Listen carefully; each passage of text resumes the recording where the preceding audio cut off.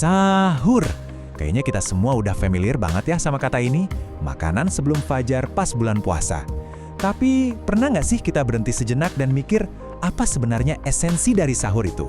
Ternyata, di balik kebiasaan yang kita anggap biasa ini, ada kedalaman yang luar biasa, yang sering banget kita lewatin. Nah, di sini kita bakal kupas tuntas bareng-bareng. Oke, pertanyaan yang paling dasar dulu nih. Apa sahur itu cuma sekedar strategi buat nahan lapar dan haus aja seharian, biar kuat gitu kan? Ternyata, jawabannya jauh lebih dalam dari itu. Kalau kita cuma mikir ini sekedar isi bensin buat perut, wah, kita kehilangan poin utamanya loh. Terus, gimana caranya kita bisa ngerti nilai sahur yang sebenarnya? Kita harus balik ke akarnya, ke sumbernya langsung. Soalnya ini ternyata bukan sekedar tradisi turun-temurun atau tips biar kuat puasa. Bukan, ini tuh sebuah perintah langsung dari Nabi dan di dalamnya ada rahasia besar.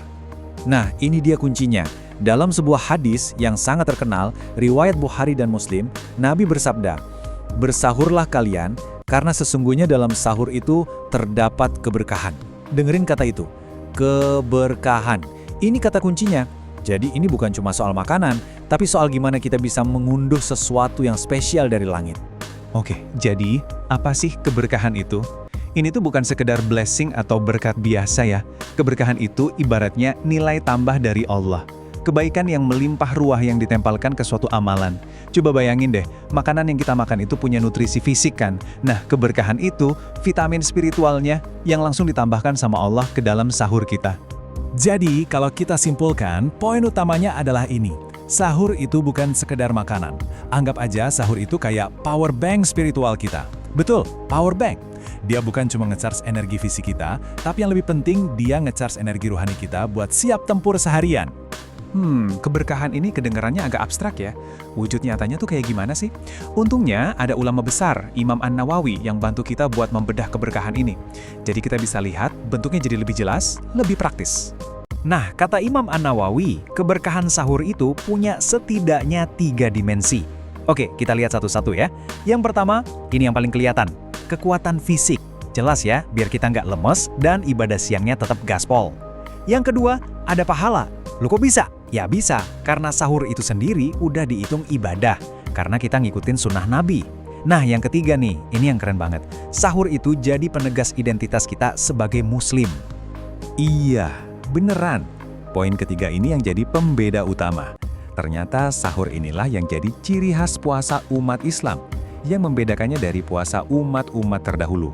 Jadi coba dibayangin, pas kita bangun buat sahur, kita itu bukan cuma lagi ngisi perut, tapi kita juga lagi bilang, ini loh ibadahku, ini loh identitas spiritualku. Keren kan? Oke, sekarang mari kita sambungin benang merahnya. Kita udah dapet nih, sahur ngasih kita kekuatan fisik, pahala, plus identitas. Pertanyaannya, semua itu buat apa sih ujung-ujungnya? Nah, ternyata semua itu adalah bahan bakar. Bahan bakar untuk mencapai tujuan paling puncak dari ibadah puasa. Dan tujuan puncak itu disebutin dengan sangat lugas di Al-Quran. Tepatnya di surat Al-Baqarah ayat 183, di ujung ayatnya disebutin wa'adalikum la'allakum tattaqun. Nah, itu dia. Seluruh desain ibadah puasa ini tujuannya cuma satu, membawa kita ke level takwa. Terus takwa itu apa? Gampangnya, takwa itu kondisi di mana kesadaran kita akan Allah itu nyala terus, 24 jam. Sebuah level di mana kita selalu ngerasa online sama Allah, merasa diawasi, dibimbing dalam setiap hal yang kita lakuin. Dan inilah goalnya puasa. Nah, sekarang kelihatan kan hubungannya? Sahur itu ibaratnya olinya mesin puasa kita. Dia yang bikin semua komponennya berjalan mulus dan optimal. Dengan fisik yang kuat, semangat ibadah yang on fire, kita jadi jauh lebih siap buat fokus ke tujuan utama. Upgrade spiritual kita buat ngejar yang namanya takwa. Jadi setelah kita jalan-jalan melihat semua ini, kita balik lagi ke ide awal kita. Sahur itu adalah charger spiritual kita.